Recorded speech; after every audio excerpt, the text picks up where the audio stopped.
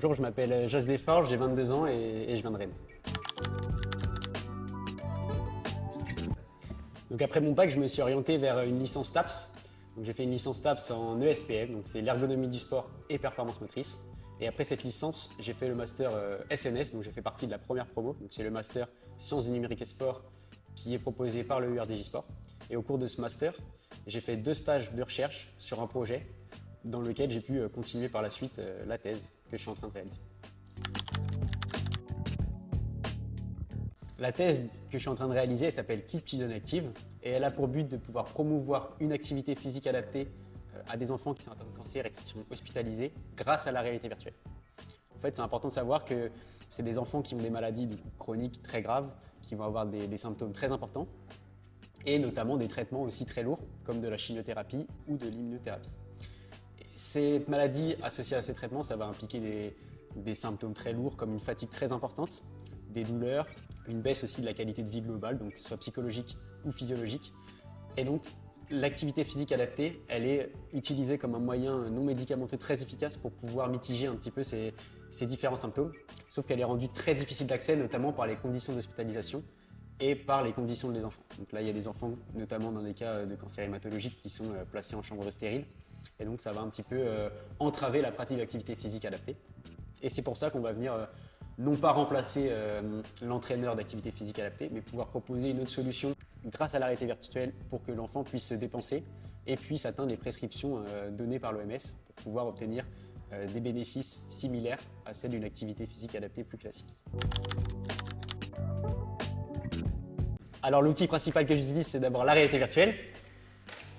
Donc voilà, un casque un petit peu comme ça. Mais il y a aussi d'autres outils qu'on utilise à côté. Donc ça peut être des capteurs externes. On va mettre sur les enfants, on va les équiper de capteurs de cardiofréquencemètre, ce qui va permettre de pouvoir récupérer la fréquence cardiaque pour estimer la dépense énergétique qui est obtenue lors de la pratique du jeu. Et sinon, il y a d'autres outils qui sont plus sur le développement. Donc j'utilise un ordinateur classique au labo. Voilà, il y a des microphones pour des fois enregistrer et faire une analyse des émotions. Donc il y a différents capteurs qui vont être utilisés avec pour objectif de mieux comprendre ce qu'implique la pratique du jeu chez les enfants. Donc une journée type au labo, ça peut être très différent d'un jour à l'autre. Il y a certains jours où on va plutôt se baser sur la bibliographie, donc avec beaucoup de lecture graphique. Et il y a d'autres où on va pouvoir plutôt être dans l'analyse des données, si on a récolté des données au terme de protocole. Donc en fait, ça va vraiment varier d'un jour à l'autre. Quand on est doctorant, on a aussi la possibilité de donner des cours. Donc il y a un peu toutes ces missions-là qui se fusionnent. Et donc ça va donner un peu des missions qui sont très différentes. Et donc c'est aussi un des points forts un petit peu du poste des doctorants.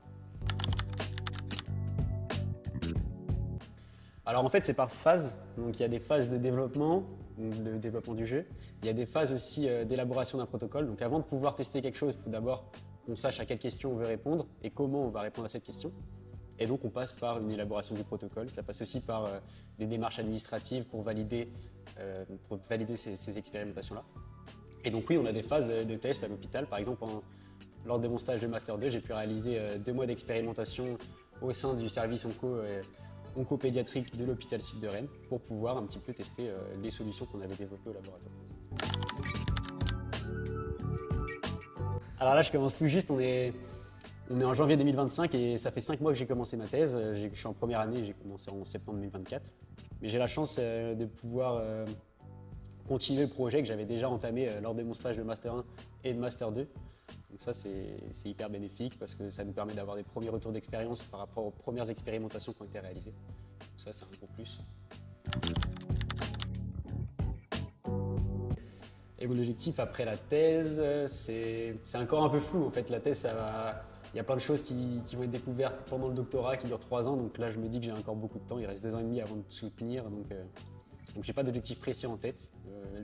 L'académie, ça m'intéresse, mais il y a aussi des projets scientifiques en extérieur, ça peut m'intéresser aussi. Donc voilà, je vais me ferme à rien.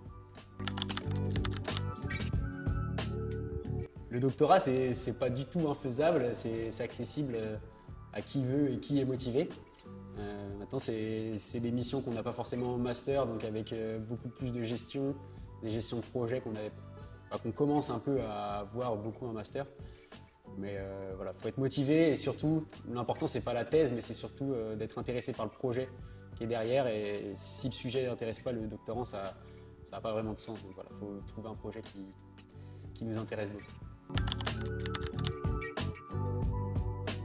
Pire souvenir de thèse, c'est pas forcément un pire souvenir en particulier, c'est peut-être un petit peu des fois les situations compliquées qu'on peut retrouver à l'hôpital. Donc, dans le service oncologie, on voit des enfants qui ont des situations assez compliquées qui ne devraient pas forcément être dans des situations où alors on n'est pas habitué à voir des enfants dans ces situations-là. Donc là, c'est un peu plus compliqué.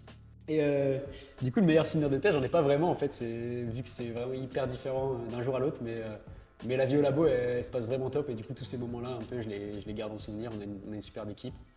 Et voilà, les petites pauses où tout le monde parle, les sorties qu'on fait, c'est toujours des bons moments. Et c'est un plaisir et n'hésitez pas à vous lancer dans une thèse si vous aussi ça vous tente. Et voilà, merci pour votre écoute et ciao.